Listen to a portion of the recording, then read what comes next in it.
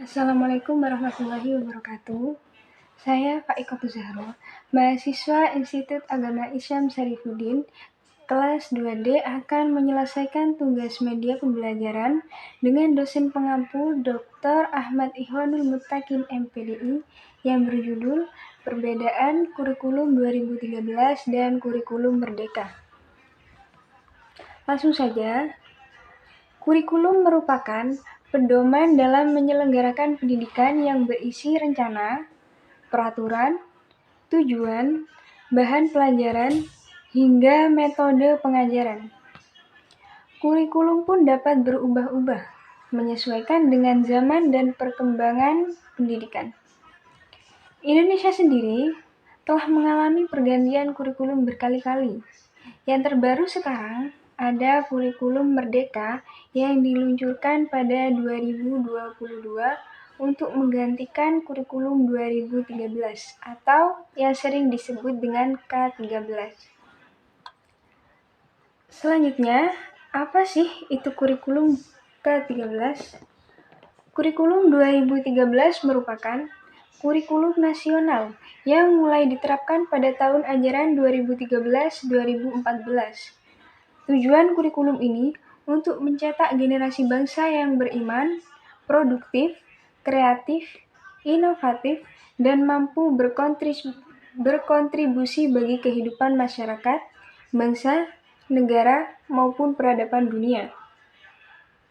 Sementara itu, untuk kurikulum Merdeka sendiri, kurikulum Merdeka adalah kurikulum dengan pembelajaran intrakurikuler yang beragam.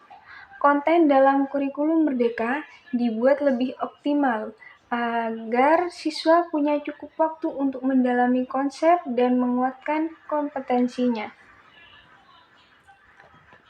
Ada beberapa perbedaan kurikulum 2013 dan kurikulum Merdeka. Yang pertama, perbedaan dalam kerangka dasarnya. Dalam kurikulum 13, kerangka dasarnya, landasan utamanya adalah tujuan sistem pendidikan nasional dan standar nasional pendidikan. Jika dalam kurikulum Merdeka, berlandaskan tujuan sistem pendidikan nasional dan standar nasional pendidikan, serta berfokus mengembangkan profil pelajar Pancasila. Perbedaan yang kedua dalam kompetensi yang dituju. Dalam kurikulum 13, dibentuk kompetensi dasar yang dikelompokkan menjadi 4 kompetensi inti, yaitu sikap spiritual, sikap sosial, pengetahuan, dan keterampilan. Dalam kurikulum Merdeka, dibentuk pencapaian pembelajaran yang disusun per fase. Capaian pembelajaran berupa paragraf yang menggambarkan pengetahuan, sikap, dan keterampilan. Untuk mencapai peningkatan atau menguatkan kompetensinya.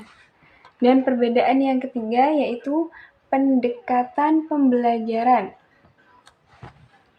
Dalam kurikulum 2013, pembelajaran berbasis kompetensi dengan pendekatan saintifik untuk mengembangkan kemampuan peserta didik secara menyeluruh, baik dari aspek kognitif, afektif, maupun psikomotorik. Kalau dalam kurikulum Merdeka, menggunakan pendekatan yang mendorong peserta didik untuk berperan aktif dalam pembelajaran. Siswa bebas untuk memilih cara atau gaya belajar yang memang sesuai dengan kebutuhannya masing-masing. Ada juga perbedaannya itu fleksibilitas dalam pembelajaran. Jika dalam kurikulum 13, struktur dan waktu pembelajaran di sekolah memiliki batasan tertentu. Kalau kurikulum Merdeka lebih fleksibel sehingga peserta didik dapat memilih mata pelajaran yang ingin dipelajari. Siswa juga bisa mengikuti pembelajaran di luar kelas atau mengikuti kursus secara online. Selanjutnya yaitu dari segi penilaian. Kalau kurikulum 2013, penilaiannya dilakukan lewat ujian tertulis dan tes dasar. Kalau kurikulum Merdeka, penilaian dilakukan dengan cara yang lebih bervariasi dan mengakomodasi berbagai bentuk pembelajaran. Perbedaan selanjutnya yaitu perangkat ajar dari pemerintah. Yang selanjutnya, perbedaannya dari peran guru. Guru dalam kurikulum 13, guru itu berperan untuk membimbing peserta didik agar dapat menguasai kompetensi tertentu sesuai kurikulum. Kalau dalam kurikulum Merdeka, guru berperan sebagai fasilitator yang mendukung peserta didik dalam memilih jalur pembelajaran. Perbedaan selanjutnya dari struktur kurikulum. Kalau kurikulum 2013, jam pembelajarannya itu diatur per minggu. Satuan pendidikan mengatur alokasi waktu pembelajaran setiap minggu dalam setiap semester secara rutin. Kalau dalam kurikulum Merdeka, jam pembelajaran diatur per tahun. Satuan pendidikan mengatur alokasi waktu pembelajaran secara fleksibel untuk mencapai jam pelajaran yang diterapkan. Perbedaan selanjutnya yaitu dari perbedaan struktur pembelajarannya. Selanjutnya, pengembangan soft skill dan karakter fokus pada materi esensial pembelajaran yang fleksibel. Apa yang menyebabkan kurikulum 2013 diganti dengan kurikulum Merdeka? Yaitu Menteri Pendidikan, Kebudayaan, Riset, dan Teknologi, Nadiem Anwar Makarim mengungkapkan bahwa kurikulum 13 memiliki beberapa kelemahan. Kurikulum Merdeka pun hadir sebagai pengganti kurikulum yang lebih sederhana, ringkas, dan fleksibel daripada kurikulum 2013.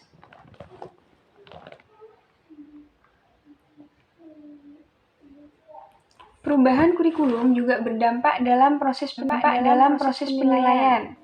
Penilaian kurikulum 13 lebih berfokus terhadap peningkatan kemampuan wawasan, skill, serta pengembangan komprehensif pada karakter siswa. Sementara itu, dalam kurikulum Merdeka lebih menerapkan kepada model belajar intrakurikuler secara bervariasi serta pelaksanaan program studi secara terbuka dan bersyarat. Menurut Jurnal Urgensi Penggantian Kurikulum 2013 menjadi Kurikulum Merdeka, Kurikulum 2013 memiliki sejumlah kekurangan, mulai dari kurangnya pemahaman dan persiapan guru hingga keterbatasan pengembangan pendidikan karakter. Kurikulum Merdeka pun dibuat dengan harapan bisa mengatasi kekurangan tersebut, karena menawarkan pembelajaran berbasis proyek, struktur kurikulum yang fleksibel, serta adanya pengembangan karakter dan soft skill. Di sisi lain, kurikulum Merdeka sebenarnya juga dirancang untuk pendidikan pasca pandemi yang mendukung learning loss recovery akibat adanya COVID-19. Tak hanya itu, kurikulum Merdeka juga dapat mengejar ketertinggalan pendidikan di Indonesia agar nantinya setara dengan negara-negara lainnya. Baiklah, itulah yang bisa saya mungkin hanya itu yang sampaikan. Bisa sebelumnya beritahu aku, maka ajari aku, mungkin aku akan ingat, libatkan aku, maka aku akan belajar. Benjamin Franklin. Semoga sesi belajar nanti produktif dan lebih menyenangkan lagi. Belajar. Mungkin ada yang mau berdiskusi bisa hubungi saya. Terima kasih. Wassalamualaikum warahmatullahi wabarakatuh.